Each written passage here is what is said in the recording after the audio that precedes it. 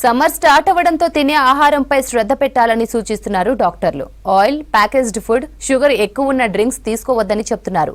నీటి శాతం ఎక్కువ ఉన్న ఫ్రూట్స్ తీసుకోవాలంటున్నారు. మసాలాలు, ఫ్రై ఫుడ్ కు దూరంగా ఉండాలంటున్నారు. చల్లగా ఉంటుందని ఐస్ తో తయారు చేసిన జ్యూస్లకు దూరంగా ఉండాలన్నారు. షుగర్ ఎక్కువ ఉండే ఓఆర్ఎస్లు మంచివి కావంటున్నారు డాక్టర్లు.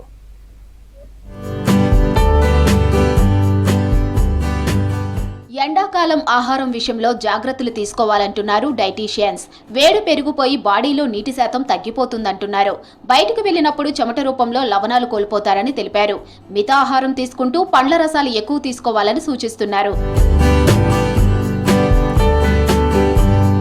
బిర్యానీలు, ఫ్రైడ్ ఐటమ్స్ తినవద్దని సూచిస్తున్నారు డైటీషియన్స్. అపరిశుభ్రమైన ఐస్ తో తయారు చేసిన జ్యూసులు తాగొద్దంటున్నారు.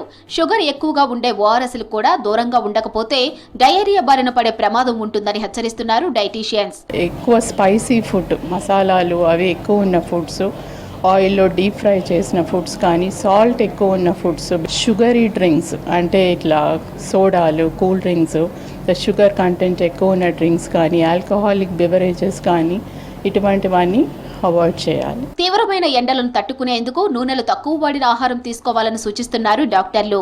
ఇంట్లో తయారు చేసిన ఆహారమే తినాలని సూచిస్తున్నారు. కీరా దోస, సొరకాయ, బీరకాయ, ఆకుకూరలు వంటివి ఉండేలా చూసుకోవాలంటున్నారు. తాజా పండ్లతో పాటు జ్యూసులను తీసుకోవాలన్నారు. వాటర్ మిలాన్, గ్రేప్స్, స్ట్రాబెర్రీస్ మేలు చేస్తాయని సూచిస్తున్నారు.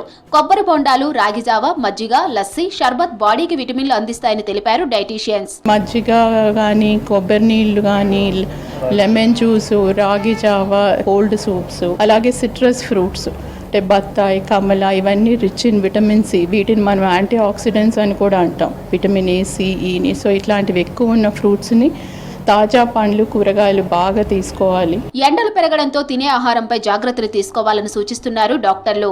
బాడీ డీహైడ్రేట్ కాకుండా చూసుకోవాలంటున్నారు.